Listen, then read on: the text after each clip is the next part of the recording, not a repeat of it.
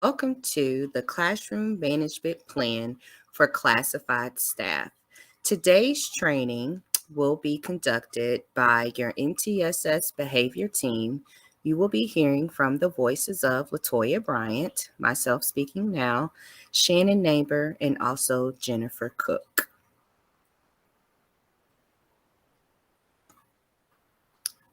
Next, we will go to our next slide of learning outcomes.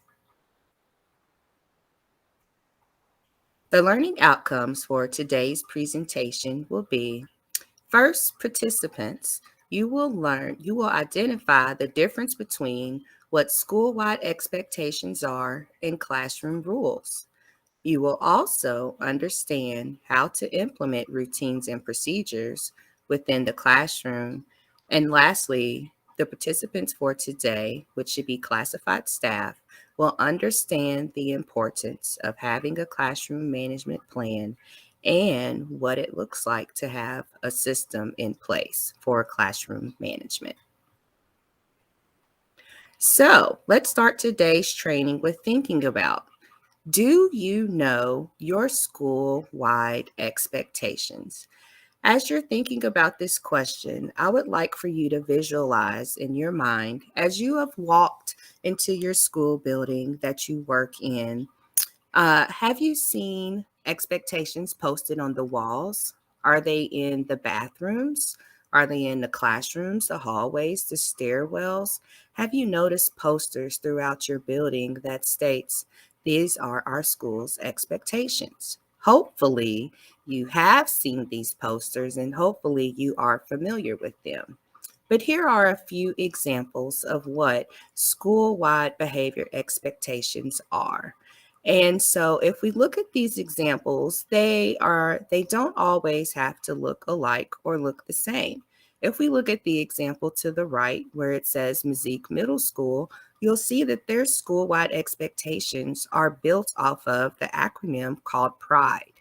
And within that pride statement, each letter has its own meaning of: the P stands for positive attitude. The R is respect for all, improve self-discipline, do the right thing, and excellence through effort. So at Mazik, you can see that their school-wide expectations are labeled throughout an acronym.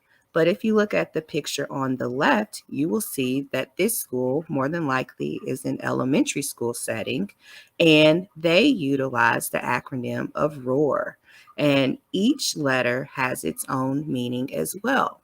So back to the question that I asked in the previous slide is: have you noticed posters like these in your hallways or throughout your school building? Hopefully at this point you're shaking your head, yes, I know what you're talking about.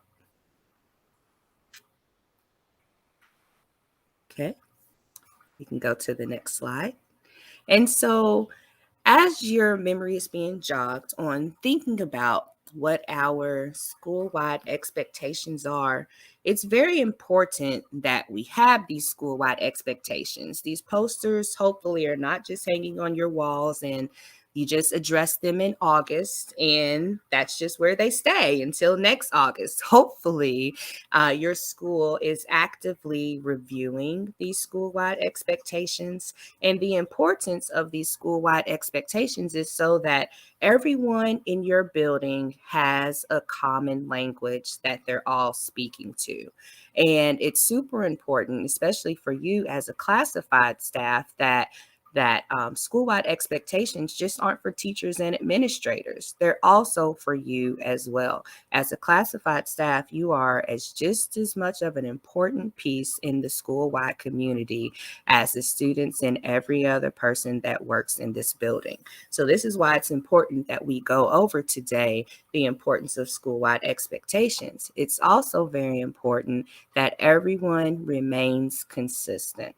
Consistency in all settings. If we're all speaking the same language, so that then when it comes time to praising our students or having to be more restorative with them, if we have the same set of language that we're speaking, then therefore it will help to reduce the inconsistencies that happens when it comes to dealing and addressing with behaviors, but it also just establishes high expectations. Because I'm sure you've seen where students can walk into one classroom and the rules may go one way, they go to another classroom and the expectations are ran differently. But this way, with school-wide expectations, everyone's on the same page and we all can be consistent across all settings.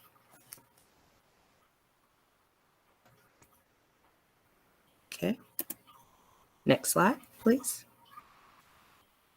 So, why do we use positively stated classroom rules? It's super important that as we're thinking about the type of environment that our students are learning in, is that learning environment, we should be creating a positive learning environment. And when our students are learning and acting in a positive learning environment allows students to be able to know the predictability of their day. It creates a calm environment, and students love to be able to know what's happening, when it's going to happen, how their day is going to happen. And so, the more students can have a routine in knowing what is expected out of them, then the more than likely the 80%, the majority of students will fall into these classroom rules and expectations and know what is expected.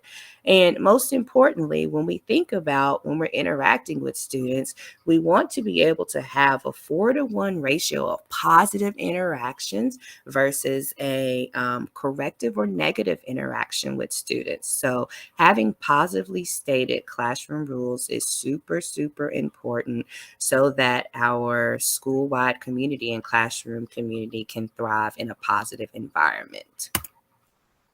So next, classroom rules. Well, what are they? Classroom rules are slightly different from school-wide expectations, but it's another piece in the foundation of having a positive school-wide community. And so as a classified staff, as you're walking into your school building and looking at your classrooms, you can also be a part of this process by noticing that our classroom rules, are they aligned with our school-wide expectations? The acronym like ROAR and PRIDE and PAUSE, do they describe what people will do or say in observable terms? So can I read that school rule? Can I read this classroom rule and will I know exactly what it is I'm supposed to do based off of the words that I see posted on the wall? And literally, are they posted? Classroom rules should not just be this arbitrary expectation and nothing is written down. Like that's part of a classroom agreement is that everyone is all on the same page and it's posted so that not only are we saying this is what is communicated and expected, but we also can visually see it. So, and their classroom rules need to be developmentally appropriate. For our elementary students, if one of our expectations or classroom rules for example, we can use the word altruism. Well, having students to have the expectations of using this altruistic characteristic, well, that might not necessarily be appropriate for elementary, but for middle school or high schoolers, depending on their developmental appropriate age level, they might be able to show characteristics that are of a higher functioning type of emotion that we would like for our students to show. So just make sure that these rules that we're creating, they're appropriate for the age level of students that you are teaching. And just know that all classroom rules are applied to all areas. So, meaning we should see rules for the hallways, rules for the bathrooms, rules for how to sharpen a pencil. And this can be a good thing for you as classified staff to notice that, you know, does your classroom have these rules for the different settings and areas of your classroom? And if not, then this is a great opportunity for you to be able to work with the other teachers and staff that you deal with as you interact with students to be able to, you all can work together with your students and with staff to be able to come up with some more rules on how we can follow things in other areas of our classroom and school building. And just know that at the end of all the rules, just make sure that they are definitely positively stated and that they are few in number. 3 to 5 will be perfect. So, with these school rules, we need to make sure that it is desirable to tell children what to do rather than what not to do. Because in our school climate environment, again, we want it to be a positive and exciting place for students to want to be able to come and learn. So, everything that we do should always be stated in a positive manner, because if we just go down the loophole of constantly telling kids to stop this, don't do that, then how do our students ever get the opportunity to be able to know what it is that we want them to do? So let's just make sure we keep that in mind. So, as we're talking about creating a positive learning environment, we have to remember our adult behaviors as well as student behaviors. So, in this positive environment, we need to be mindful of, are we being courteous instead of don't yell at each other? Make sure that we're showing examples of, well, how can we be courteous at each other if there's a conflict rather than just resulting to yelling. And be ready to learn is another positive example. Instead of saying to students, don't come to class unprepared, we can give our students a reminder of, well, remember, class is about to start, so let's make sure that you're ready to learn by having your materials ready. So just taking stereotypical behaviors that we would see of students, of like students being out of their seats or possibly hitting one another. And we can always take what we would deem as a negative behavior and rephrase it to where we can turn it into a positive behavior, like staying in your seat, please, or keep your hands and feet to yourself, because we always want to be able to create a positive learning environment. Remember that ratio, 4 to 1, 4 positive to 1 negative. So here are some example expectations and rules for classrooms. So if you're in an elementary setting, it's very common to see be responsible. Hopefully you've seen that in your buildings. Well, if your school-wide expectation is be responsible, then what are some examples of rules that we can create that would show students being responsible? Well, being prepared with your materials like your pencils, your pens, your paper, your note, your Chromebook, that could show, and that's an example of being prepared. And or be in your seat when the bell rings. And when the teacher claps her hands as an attention getter, make sure that you're following up with the words of seal your lips and look forward, clap back. And it's totally okay as classified staff to reinforce the classroom expectations, because you are a part of the classroom community as well.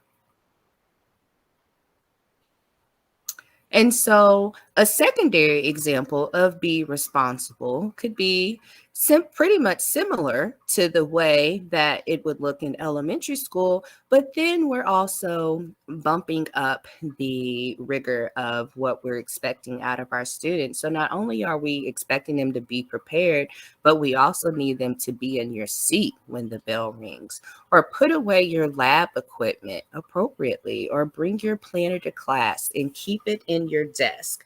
So, expectations definitely fit across all levels, elementary and secondary, and everyone should be able to be reinforcing what our classroom rules are. So, as a reminder, is that we should always remember that one size does not fit all.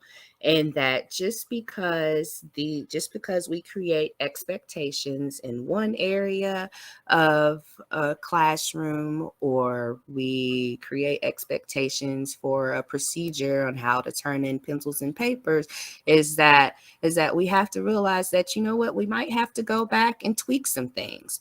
Or we had this expectation of or rule on how we wanted to do something, but you know what, guys, it's not quite working. And this is where having that positive classroom community will be very beneficial, because then you can actually empower your students to have problem solving skills and to truly reflect, well, you're right, Miss So and so or Mr. So and so. We're not quite following that procedure on how we first discussed. So now we can go back and we can fix some things and we can tweak some things, and that is okay. And it's totally okay as the classified staff to be a part of the process. And now I will turn it over to my partner. Thank you, Latoya. So as we begin to work in our classrooms and start creating these rules, we want to make sure that we're creating them with our kids. And as your role as a classified staff, you want to be involved with this process as well. So, we want our classrooms to be communities, and you need to be involved in that community as well and have a voice. So when we create with our kids, as adults, we probably have in mind what classroom rule we already want to have, but we want to hear from our kids and we really want it to come from them. So just there's many ways that you can do this, but you can just have a simple class discussion of what does it look like to be responsible in this fourth grade classroom. What does it look like to be responsible in this ninth grade science classroom? Because a fourth grade class and a ninth grade science class would look very different. There will be things in a fourth grade class that you won't have, and vice versa with high school. So having that conversation with your kiddos is really important no matter what grade. You could do another activity. You could do something really creative using technology. You could create a simple web chart like you see in the picture to your right. Or you can just, give kids some sticky notes. And what are some things that they feel really passionate about in their classroom? And you can then, build your classroom rules based on that. So really making sure those classroom rules align to those school-wide expectations is also going to be really important, and guiding our students to see when you walk through the hallway and you see that pride expectation in the hall, we're going to bring that into our classroom, right? What does it look like to have a positive attitude in our classroom? And like Latoya mentioned in the previous slide, it doesn't matter, what you teach. You're going to have classroom rules, and they should be attached and aligned with your school expectations. But your classroom will most likely look different than the classroom down the hall. So it's okay if your kids are doing these activities in all their classes throughout the beginning of the year. And so if you support multiple classrooms, it may look different, and that's okay. And it should look different because different classrooms have different needs. But it is really important that we're getting our kids' voice in making these classroom rules. So here we're going to watch a quick video clip of how this educator works with her kids to create those classroom rules.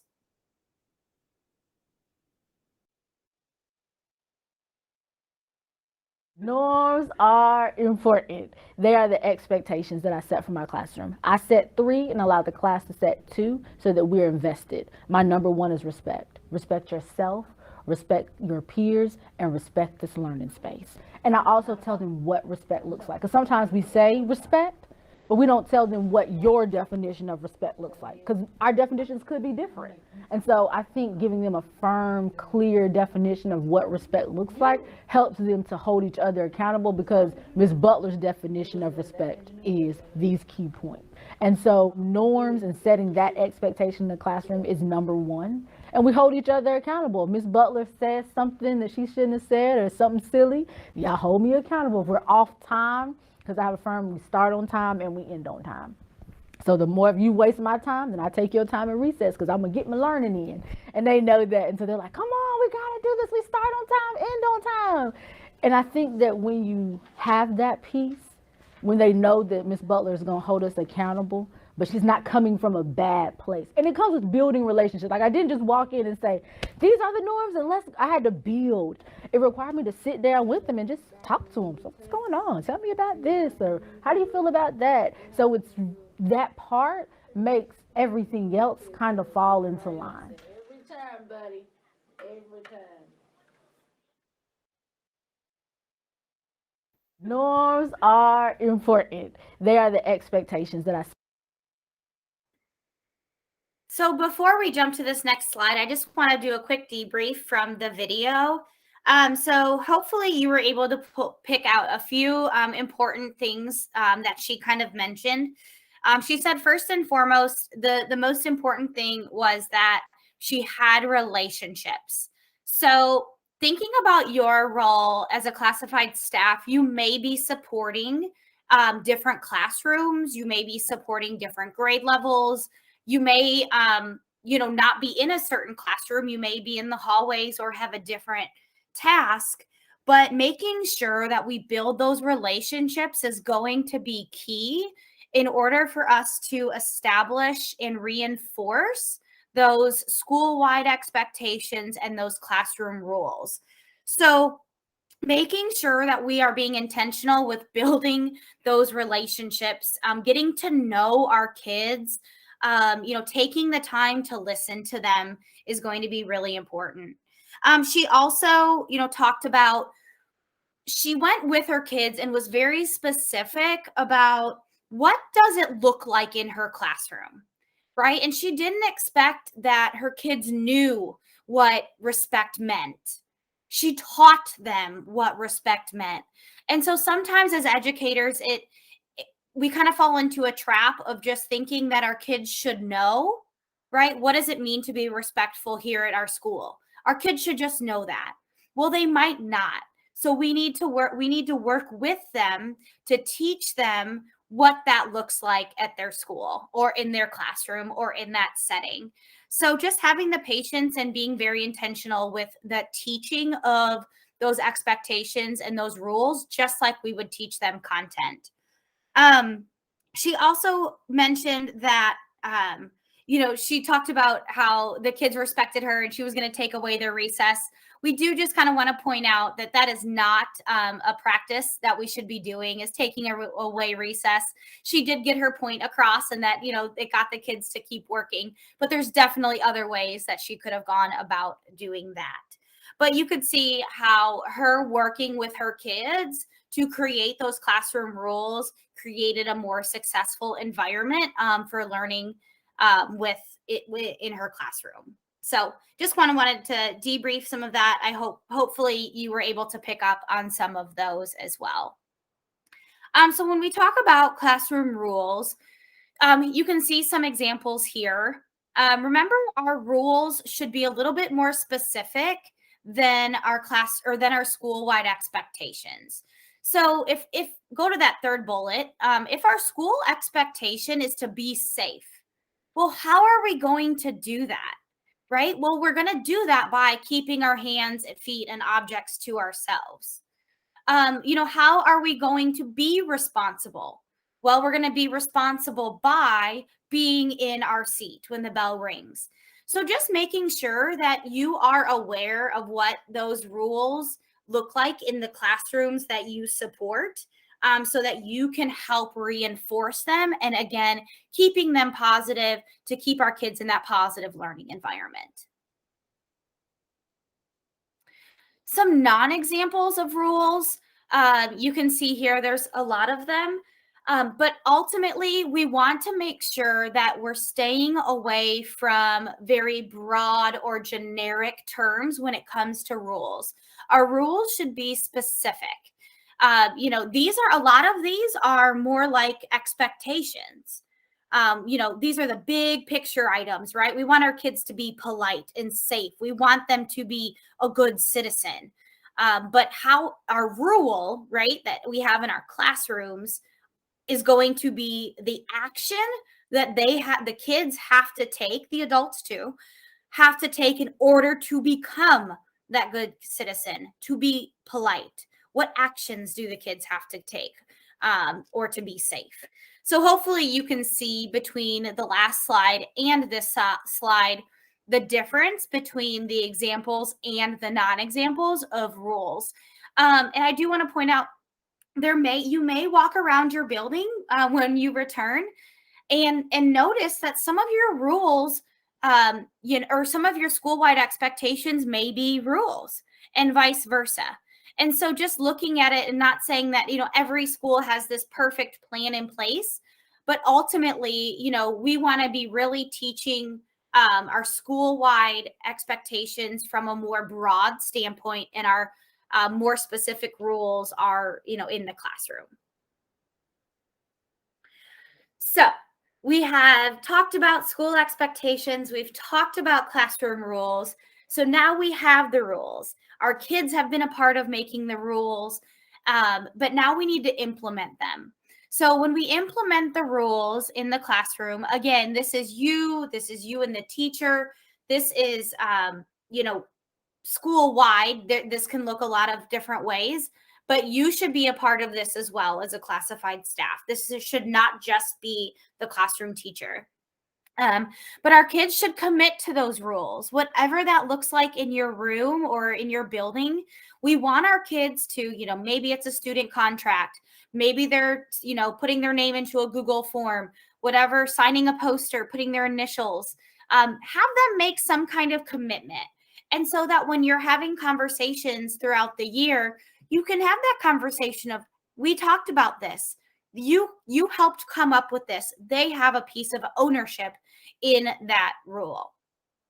Again, we need to teach our kids what that rule means. Like she talked about in the video, we cannot expect that our kids just know what our rules mean. So we have to teach them and teach them and teach them. We also, sometimes want to model and teach what a non-example might be. That's helpful when learning, is to hear and see what the actual rule is, and then maybe a non-example. But make sure you're modeling those non-examples and not having kids do it. We also want to monitor students as they begin to implement the new rules. So we want to give them feedback. We want to praise them for meeting that rule, right? We want to tell them, thank you for raising your hand. That was our class rule for being respectful. Thank you for doing that. By giving them that feedback, and like LaToya said, that 4-to-1 ratio, we want to make sure that we are giving them that opportunity to know that they're doing it right. Our kids will continue to do more and more correct things if they know that that's the right thing and they're being praised for that. We want to teach them as we would an academic lesson. So not just understanding what does it mean to be respectful, but planning out with the teacher that you're working with, what are some ways, what are some, examples that you can model for your kids about how to successfully reach that rule, and how they can do it in the right way. So again, modeling, teaching, just like we would an academic lesson. Reminding them regularly. So really, we should, every time that we begin a new activity or transition to something in our room, we should be reminding our kids of those classroom rules. Every time we start a lesson, every time we start a day, every time we go to lunch, every time we have a restroom break, we should be going over those. So that really by the end of the year, or hopefully, just a couple weeks into the year, the kids really know what those are and what they mean to those classrooms. And also we want to reteach. So just because we go over them in August and September, maybe in January when we come back from winter break, doesn't mean that's it. We need to make sure we are regularly reteaching those rules and school-wide expectations so that our kids can be accustomed to them and they know how to be successful in that classroom. So here we have another video clip that will kind of show this in motion. It's likely that all teachers have at least some expectations that are communicated to students. But there are 3 key features of effective expectations that teachers can consider to maximize the probability of student success. Let's take a look at each of these. Effective expectations are taught in a positive manner, teaching the student what we want as opposed to what we don't want. While this seems reasonable, expectations for behavior are very often written in a negative manner. No running, no talking, no hitting. This is not the way we teach academics. You would never see a teacher say, on the board are 10 incorrect answers to this problem. Memorize them all. It makes far more sense to simply tell the students what we want them to do. Or like if you're talking about playground rules, not just talking about it in the classroom, because they're not thinking about what's happening on the playground. Actually physically going to those places and modeling what you want, instead of just talking about it with them sitting in their seats and getting them to redo it when they do it wrong. Our second consideration is in regard to the total number of expectations. As a general rule of thumb, students can predictably recall 3 to 5 items when connected to a larger concept. Thus, we should aim to have no more than 3 to 5 expectations for any particular location or activity. This means that there may be 3 to 5 unique expectations in the hallway, at the locker, and in the cafeteria, and in each individual teacher's room. That's okay. But remember, when not connected to our prior knowledge or larger expectations, even a very few expectations are likely not to be remembered. The third key feature of effective expectations is each expectation is concrete enough to be modeled by the teacher and then recognized by the students. Expectations such as think positively are stated in a positive term, but are not necessarily able to be observed because we do not know what the students are thinking. We want students to be very clear as to what is expected and to be able to engage in a positive behavior to get attention from the teacher. Another good rule of thumb is that if you can't engage in a physical model for the students, it probably is not sufficiently concrete to be a classroom expectation. Get together with your team and consider the degree to which your classroom has a clearly defined set of 3 to 5 expectations. How can you tweak your existing expectations to make them align with the 3 key features? Second, consider the degree to which these same features apply to locations and context across the school.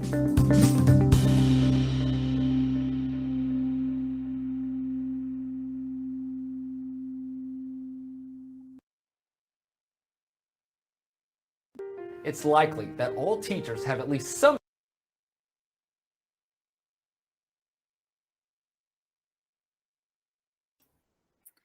So as we move on to the last piece of the classroom management plan, this is where we would talk about routines and procedures.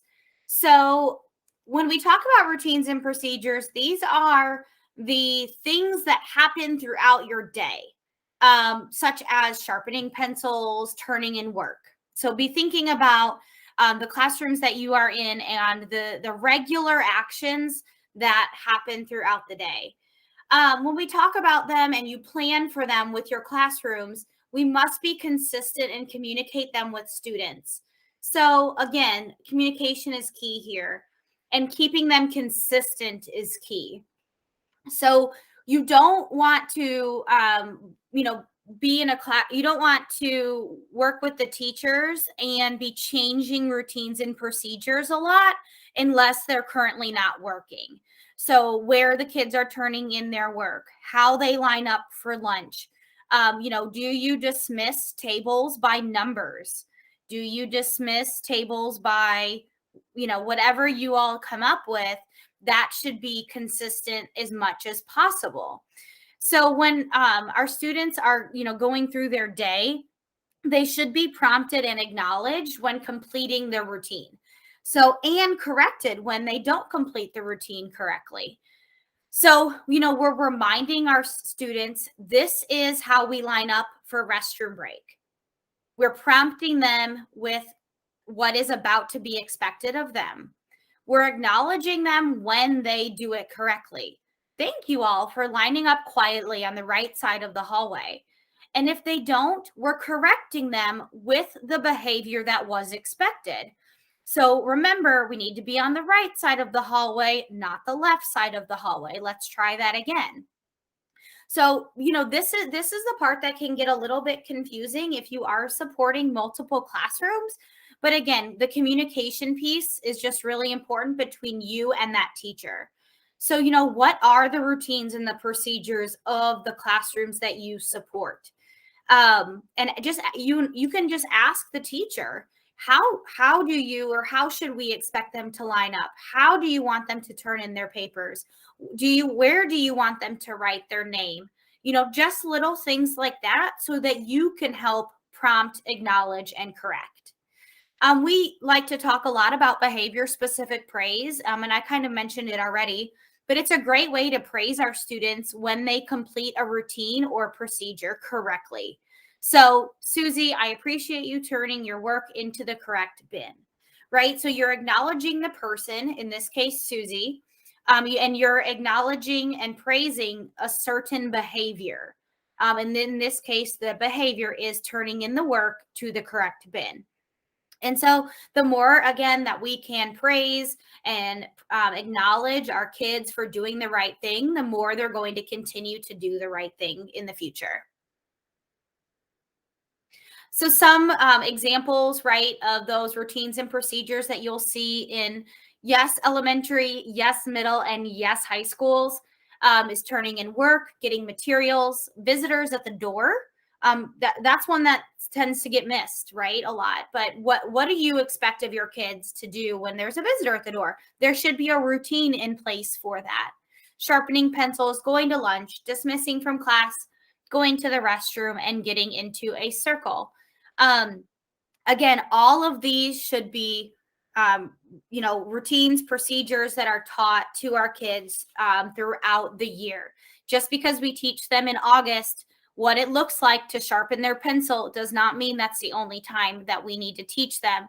And if you're working in a classroom, right, this is a great opportunity for you to work with kids and reinforce those routines and procedures in that classroom.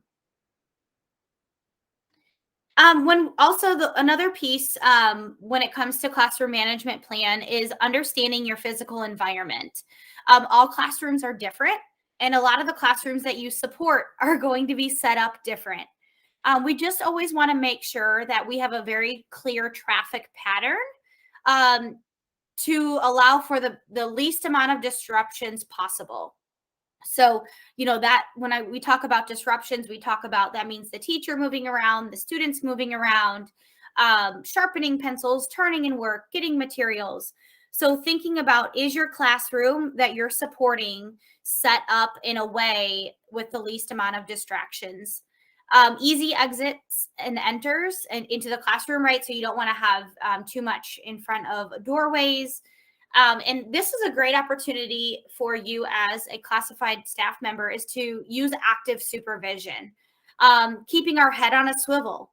If we're supporting a classroom, we should always be looking around. How can we praise our students for doing the right thing? How can we correct the ones that may need a little bit of correction for their behavior? How can we move around that room so that we can get to all students pretty quickly? And how can we interact with students? So again, that praising, correcting, but understanding the physical environment of your classroom that you are supporting is going to be really important. And understanding that you and the teacher may change your classroom around based on the activities that you are doing that day. So you might be in like a U shape, like you see on the screen, groups, partners, rows, all can be, different methods of setting up your classroom so that the instruction can match the way that, your kids are seated. And again, you just want to move and circulate through all parts of the classroom, and having a good physical environment will help you do this. So just some questions to discuss.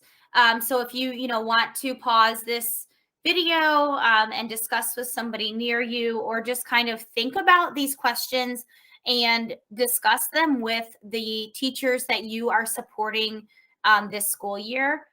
What are students doing and saying during instruction? So are you very clear to your kids what is expected, at different types of instruction? What are students doing and saying during transitions? Again, being very clear, what is that routine? If a visitor came to your room, how would they describe your room, right? How would they look at your supporting role in that classroom, right? What would they say? What would they see? How do you interact with students, and how do students interact with you? And how do students interact with each other? So just having these conversations is going to be really important between you and the teachers that you support this school year. So if we can predict it, we can plan for it. If we can plan for it, we can prevent it. That is from Dr. Terry Scott. So we just want to think, and when we talk about classroom management plans, think about all of the things that are going to happen in our day-to-day and have a plan for that. Have a plan for our physical arrangement. Have a plan for our classroom rules. Have a plan for those routines and procedures. The more that we can plan for it, the more we can prevent things happening in our classrooms, and we can be ready to assist our students to become high achievers. So we thank you very much for being with us today. JCPS does have some classroom management modules, and there's always resources on the JCPS website for PBIS and classroom management if you need any additional support on this topic. Thank you again for being with us.